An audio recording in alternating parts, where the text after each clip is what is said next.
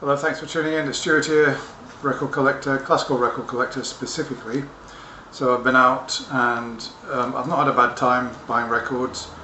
Today I visited a lot of charity shops, but I only bought records from one. It's an Oxfam book and record and CD shop. So yeah, in fact, when I arrived in that shop, the man behind the counter suddenly pulled out lots of records in the 3 for £1 section. I think he's seen me in there before, and he had a load to put out, and he probably thought here's a good chance to sell some. So yeah, he was right about that. So yeah, let's just go through what I bought. And this one I paid £1.99 for. Martin New Violin Concertos 1 and 2, Joseph Suk playing, Neumann conducting, stereo. It's got an SQ there. What does that mean? It says it's it's quad. It's a quadraphonic recording. I mean, for anybody who's got the equipment, which I haven't. But yeah, I'm quite pleased with this one. There it is, Martin New. I don't know those works, but I'll look forward to listening to those. I did notice some very light hairlines on this one, so I think it should be okay. Okay, here we are. Don Quixote of Richard Strauss, Lynn Harrell playing the cello on this. So the jacket's a little bit torn at the top, but I've checked the condition, it looks okay, and that one was just 99p, so I've taken a chance on that one. I've not had that before, in fact. So there we are, digital recording from Decca. Haydn Symphonies, number 100, 100 and 103, the military and the drum roll. That's Neville Marriner conducting. So 99p. I wondered why he put this for 99p, because it's the kind of record that, you know, would normally be more money. And I've been looking at it. I looked at it in the shop very carefully, and you know, I couldn't see any problems with it. So that sort of surprised me a bit. They're a little bit inconsistent with their pricing in there. So I don't know why that one's 99p. Is that digital? I don't think it is. I don't think so. Okay. So okay. Now all these are 3 for £1. Now I'm a little bit less fussy on condition when I'm paying 3 for £1, obviously. And if I see an unusual record, to be honest with you, even if it's got a bit of a scratch on it, I'll probably take it, just because it's so, you know, I mean, for that amount of money, you can't, if you see something which you're possibly never going to see before, like this record for example, J.S. Bach, it's it looks like a Russian record. Sorry, no, it's Bulgaria, Balkanton Factory. Yeah, it's like the Melodia for Bulgaria, and I'm not even sure what the music is. Okay, it's Bach, but the question is, what is it? Okay, I can read Cyrillics. It's okay. Lionel Rogue. Organ. Oh, great! It's organ music. Fantastic. Okay, it's organ music. Preludia e fuga do major. Okay, I get it. It's organ music. It's all right.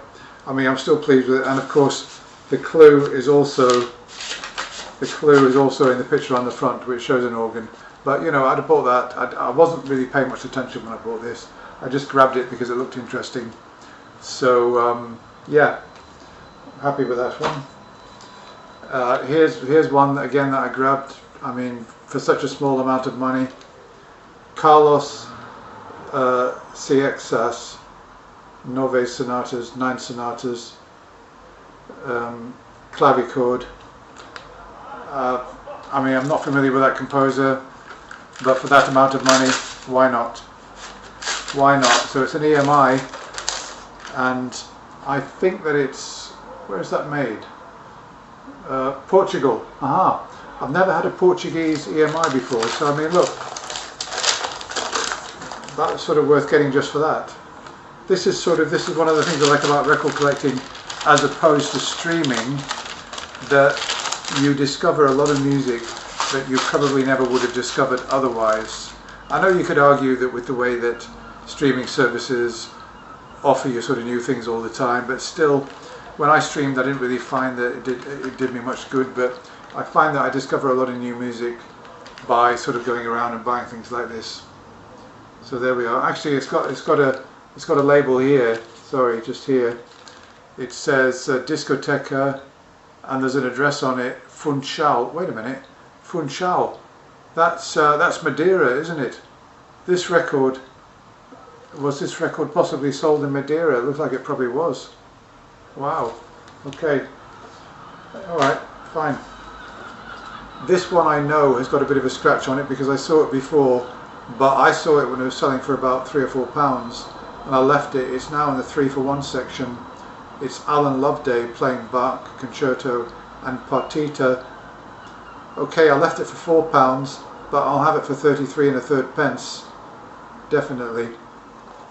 So, okay, that's on FDY. The logo is a horn. The Associated Recordings Company. I mean, actually, it doesn't look too bad. On the Partita side, it looks all right. I think on the other side, why did I reject this the first time? There must be a scratch somewhere. Otherwise, I wouldn't have rejected it. But yeah, I mean, I'm pleased with that anyway. So that's a good one because I do collect violinists, and there was actually there was a direct metal mastering, a Harmonium Mundi violin LP in there today, but it was £10. I would like to have had it, but I would have really wanted to pay about £5 for it, so yeah, I didn't buy that. Okay, Beethoven Appassionata, Horowitz, that's mono, that's on RCA. We got Schubert String Quartet in A minor, Opus 29, the Janacek Quartet, and that is stereo. There we are. Some of these, you know, as I say, the condition on some of them didn't look fabulous, but I just think for that amount of money it's worth having, and maybe I can clean some of them up, and if not, I still think they're worth having, even if they're not absolutely EX. Okay, Mozart Marches. I saw this one the previous time I went for about £5, and now it's in the 3 for £1 section. So I think they leave them out for a while, for a month, and if they don't sell, they just clear them out 3 for £1. Leinsdorf conducting that one, and that is actually gatefold, and it's got notes about the dances and the marches. Now here we have the wonderful, beautiful Michaela Petri, probably the most well-known recorder, soloist in the world, or she was at that particular time. Block flute, some countries call it, recorder, and 3 for £1. What's on that? There's a cellist here, David Petri. It's Taylorman, Berio, Castello, Taylorman again. I think that there's something here, obviously for recorder and cello. Hannah Petri is on spinet. I'm presuming that that spinet means harpsichord, probably. You see what interesting records, you know, if you're prepared to get out there and look around, you can find sort of interesting things like this. There's the label. That's a little gem, I think. I mean, I'm not crazy about recording music. I think this is probably the only record I will ever need for recorder music, although Vivaldi did some good recorder concertos. Now this is sort of was good and bad. Good because it's Granados, and it's Mario Miranda, 6 sonatas for piano. It's one of a 2 record set, so yeah, disappointed that both records were not there, but it's a stereo saga and quite pleased to have that otherwise. Now this is a weird one. It's not in great condition. It's some kind of special edition on Erato. I mean, it's got a book inside it. Here's the book. There's a book. It's even torn. It's not in great condition. Well, no, I mean it's torn. It's got quite a few notes there. And what's on? What is the music? Let's have a look. Sorry about this. It's in French, isn't it? Of course it is. Let's see if I can decipher what is actually on it. Okay, concert sur 3 siècles. For 3, what would that be? 3 what? 3, isn't it? 3 what? What does siècle mean? I should have looked it up. Okay, I'm not too sure what that means. Somebody's going to make me feel foolish, or somebody's going to look it up and tell me. I assume that siècle is an instrument, but it may not be. It may be something else. Yeah, okay, so it's got Mozart on here, Sonata for Clavecin and Flute, J.S. Bach Oratorio, BWV 249, Sinfonia. Then there's Telemann Concerto for Trumpet, 2 Hautbois, I don't know what that is, chord et continuo. Well, chord is strings, isn't it? Continuo is harpsichord. Sorry. Okay, and Lalo, Edward Lalo, Concerto for Violin, Cello and Orchestra. So, Concerto for Cello and Orchestra. Actually, there's some quite good music on here. Roussel, Symphony No. 3. So, I mean, what can I say?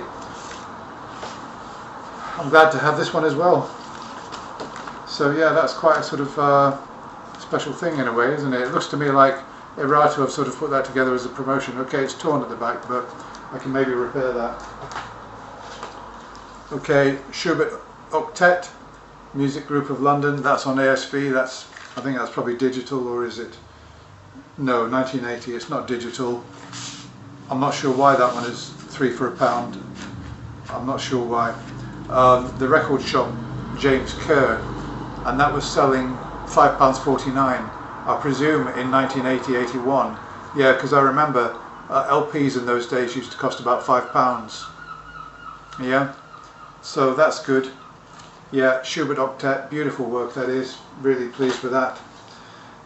Okay, here's this one is an Hyperion, some madrigals. Yeah. This is an unusual one. Oswald. It looks Danish. Is that Danish? It looks like songs. There's the label, by the way. Oswald Helmut. Well, that's a bit of a mystery.